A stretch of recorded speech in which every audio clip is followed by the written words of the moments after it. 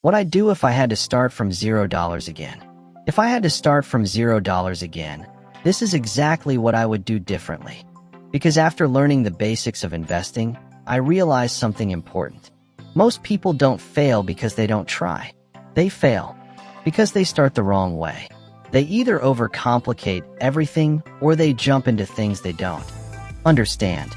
So, let me break it down simply. If I had $0 today, here's exactly how I would start. First, I would not try to make money fast. That's the biggest mistake people make. Instead, I would focus on learning how money actually works. Second, I would start with just one goal.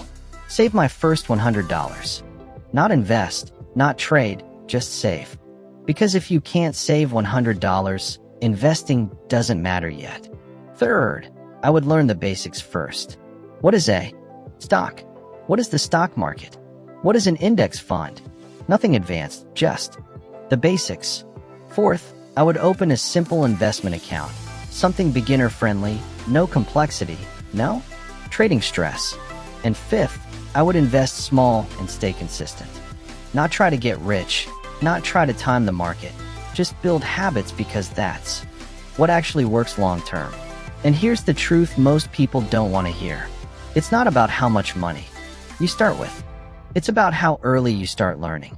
If you're starting from $0 right now, you're actually in the best position because you're not losing anything. You're only building. And I'm documenting my entire journey step by. So, if you want to follow it, subscribe.